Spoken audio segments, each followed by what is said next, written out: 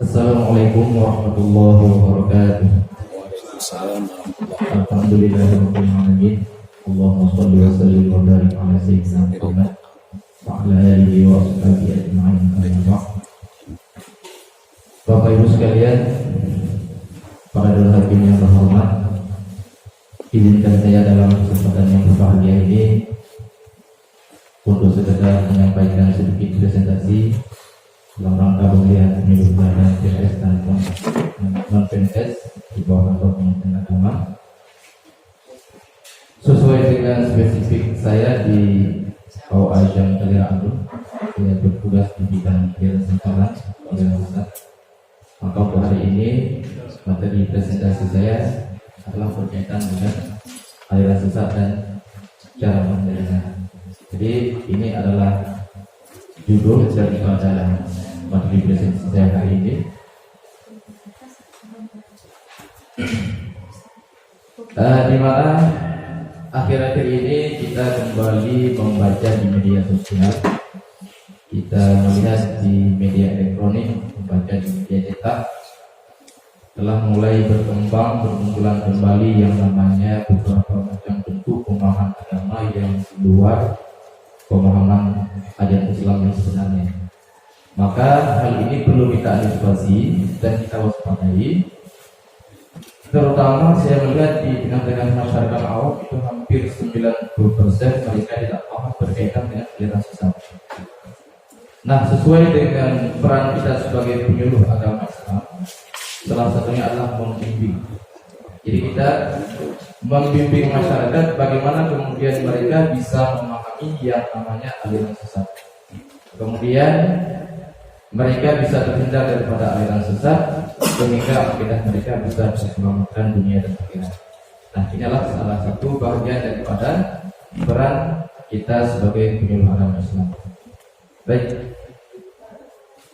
Berkaitan dengan aliran sesat dan cara menghindarinya, yang pertama kita bisa melihat sebagai pedoman bagi umat Islam, MUI di tahun 2007 telah mengeluarkan ataupun memberikan beberapa kriteria aliran atau paham yang menyimpang daripada aliran Islam yang sebenarnya, dan itu bisa kita baca di websitenya MUI Pusat, individu atau kelompok.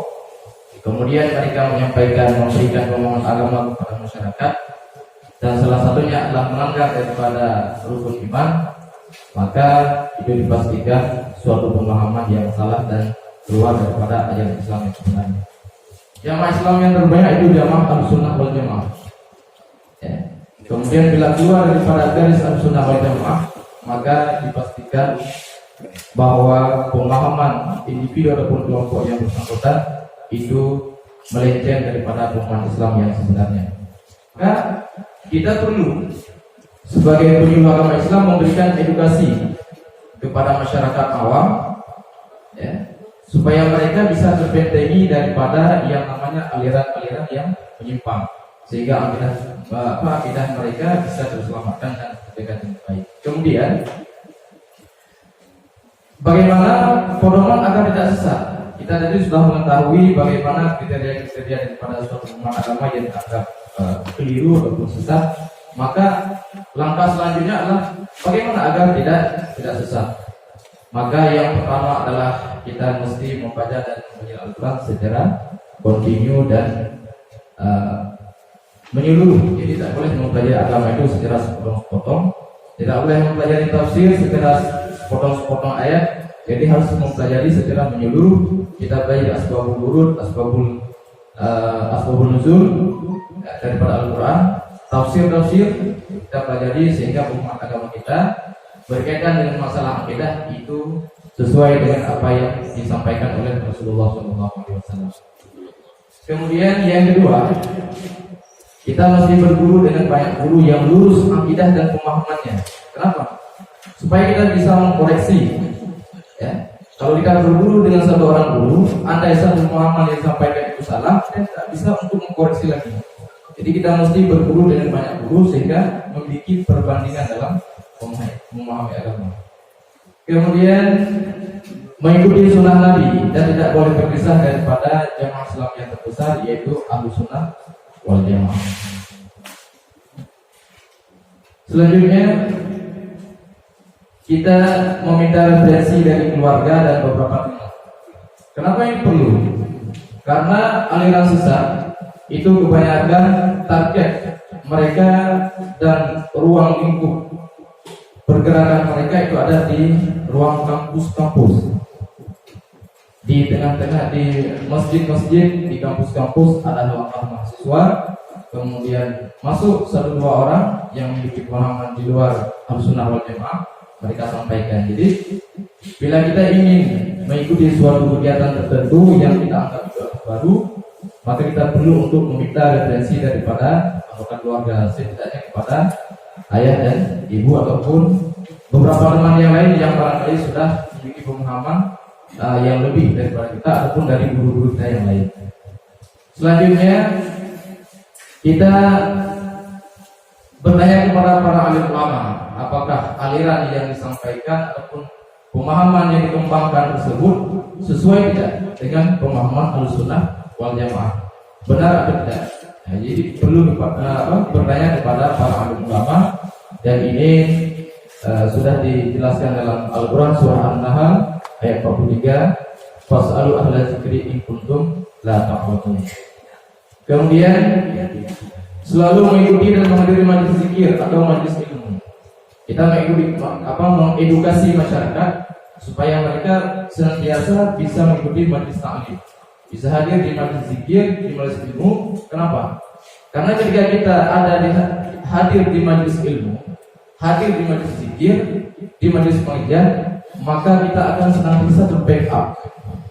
Kita akan ada siraman-siraman agama berkaitan dengan masalah syariat, lebih-lebih dalam masalah akidah.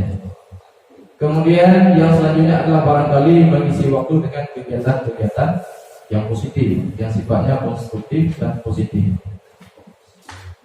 Langkah antisipasi. Langkah antisipasi ini perlu. Kenapa? Ketika kita sudah mengetahui ada di suatu daerah itu berkembang aliran sesat, misalnya di tempat kita, di pemukiman kita, di kecamatan kita ada, atau di kampung kita ada suatu individu atau kelompok yang sudah terindikasi mereka menyebarkan pemahaman yang keliru, maka langkah antisipasi yang bisa kita lakukan adalah yang pertama melaporkannya kepada perangkat desa. Ada tentu umum, ada polisi, pun kita laporkan. Kemudian melaporkannya ke pihak Muspika dan MPU kecamatan. Bila di tingkat desa, di tingkat pemukiman tidak bisa terselesaikan, maka langkah konkret dan bijak adalah kita melaporkannya ke pihak Muspika dan MPU kecamatan. Nanti mereka yang akan koreksi, yang akan memeriksa apakah pemahaman yang dikembangkan oleh suatu individu tersebut benar atau salah. Jadi mereka akan memberikan, akan menjustifikasikan benar atau salah. Tidak boleh kita masyarakat awam. Kemudian senantiasa mewaspadai lingkungan masyarakat sekitar. Barangkali ada saudara kita, individu tertentu yang pulang dari luar daerah misalnya, ya. Kemudian membuat pengajian-pengajian tertentu yang di luar kebiasaan ataupun di luar ataupun sedikit berbeda dengan kebiasaan pengajian yang dilaksanakan oleh guru-guru kita. Maka ini kita mewaspadai. Ya, mewaspadai lingkungan juga bisa dengan senantiasa mengedukasi anak-anak kita tentang aliran sesat, mengedukasi masyarakat supaya mereka bisa senantiasa untuk bisa memahami sehingga bisa memilah antara yang benar dan yang salah. Kemudian selanjutnya barangkali tidak mencela dan tidak mencaci maki, apalagi sampai kepada benturan fisik. Ada sebagian kemudian kita pukul, bahkan ada kejadian di tempat yang lain, di daerah yang lain sampai dengan dibakar. Barangkali dalam tidak diceritakan sampai ke tingkatnya seperti itu. Kemudian tinggalkan saja mereka. Ini barangkali yang sangat mudah kita laksanakan. Tinggalkan saja mereka. Bagaimana tinggalkan mereka? Aliran sesat hari ini sangat mereka menggunakan media sosial.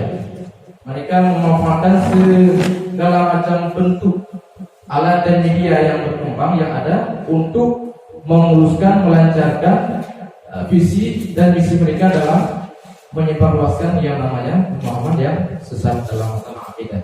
Jadi mereka membuat rekaman dalam bentuk misalnya hari ini berkembang YouTube. Kita melihat ini tidak sesuai dengan ajaran Sunnah wal Jamaah, tinggalkan saja. Kita tonton. Ada CD tidak kita beli, tidak kita tonton. Ada buku yang mereka karang kita tinggalkan, tidak kita baca. Kemudian ada ceramah-ceramah tidak kita dengarkan. Kemudian ada pengajian-pengajian tidak kita ikuti. Bila memang sudah dipastikan itu adalah suatu pemahaman yang sesat. Kemudian yang terakhir, barangkali kita sebagai umat Islam, mereka juga sebagai umat Islam yang saling mendoakan kebaikan yang diperintahkan dalam agama oleh Rasulullah. Kita doakan mereka supaya mudah-mudahan Allah memberikan hidayah dan petunjuk kepada mereka serta kita untuk bisa kembali memahami ajaran Islam yang sebenarnya, kembali kepada akidah Islam yang sebenarnya. Baik, Bapak dan Ibu sekalian, para hadirin yang terhormat, barangkali itu saja sedikit presentasi dari saya dengan mengucapkan alhamdulillahirabbil alamin. Mohon maaf di atas segala kekurangan.